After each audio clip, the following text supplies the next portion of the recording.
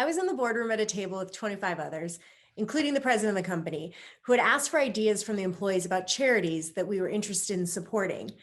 Immediately, the only other person of color in the room, a Black woman, she suggested we work with Homeboy Industries, which a pastor started 20 years ago in LA, and it has since become the largest gang intervention program in the world. They help thousands of former gang members with GED prep, tattoo removal, mental health services, all to get out of a cycle of violence and become contributing members of their families and our communities. Incredible work, right?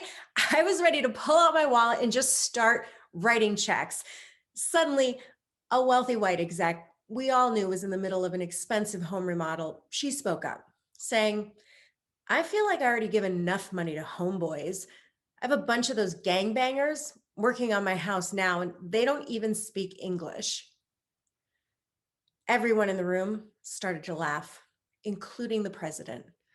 While the lawyer and I, we just stared at each other thinking, is this really happening right now? Women and women of color, we have to navigate lack of representation, double standards, unconscious bias every day.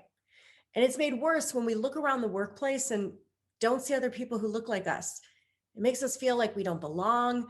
We have to play safe and hide our true selves in order to be successful. Women account for half of the workforce, but we only hold a third of upper management positions. So we don't get the top jobs, and we definitely don't get the top money either. Women average 85 cents for every dollar earned by men, with Latinas being the lowest paid female group. We earn just 55 cents against that dollar. And there are more men named John in positions of leadership across America than there are actually women in leadership roles, period. As a Latina, I've experienced that double hit of sexism and racism in the workplace. So I understand why women of color don't feel welcome at the party.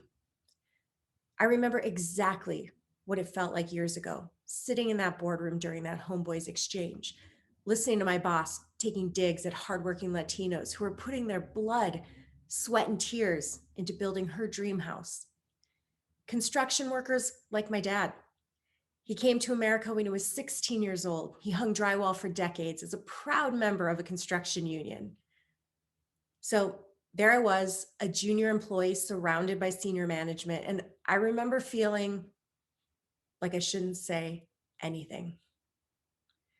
If I did, it would give the 23 white leaders in the room a reason to validate why others, like Latinx gangbangers or over-emotional Latinas who couldn't take a joke, shouldn't be allowed in their spaces. I didn't speak up that day. It's a moment I've replayed many, many times in my head. Reflecting on all the could've, should've, would'ves of that moment, it led to the big question: what was I gonna do about it next time? My solution?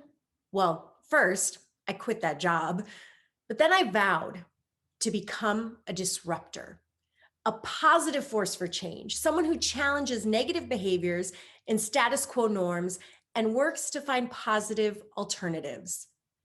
I'm someone willing to shake it up, change how we think, behave, learn, and live, just looking for a better solution. And I'll be real, it can be uncomfortable, and it's definitely not the easy path. As women, we're often trained from childhood to be polite, to put other people's feelings before our own. But I can no longer accept the narrative that we're not welcome at the party. Here's the thing, the more people come to the party, the better it's gonna be. And the other thing about narratives, we can change them whenever we want. So let me share a few things that I've learned about changing the narrative and disrupting professional systems that were built to hold you back. We've all heard imposter syndrome. It happens when you achieve a level of success and you start doubting your abilities, feeling like a fraud who's about to be found out. So let's take a moment to recognize imposter syndrome for what it really is. And what it is bullshit.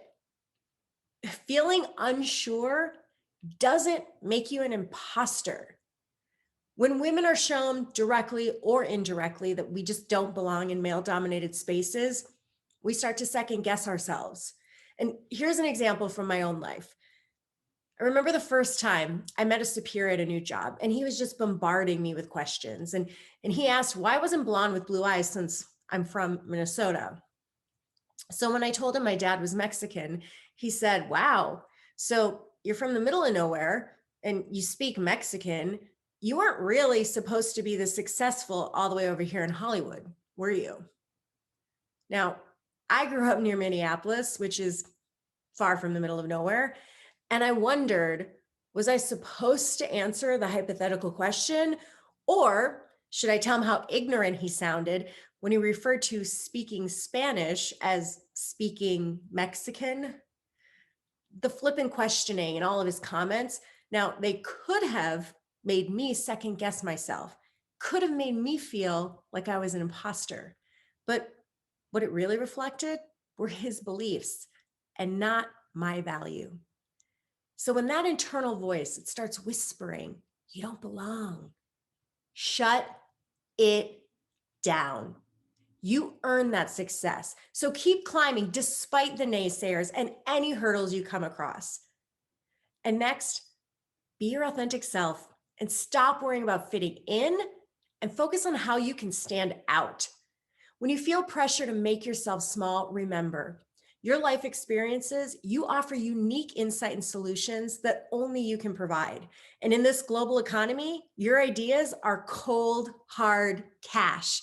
Just because men are predominantly in charge, it doesn't mean that they're the only customer.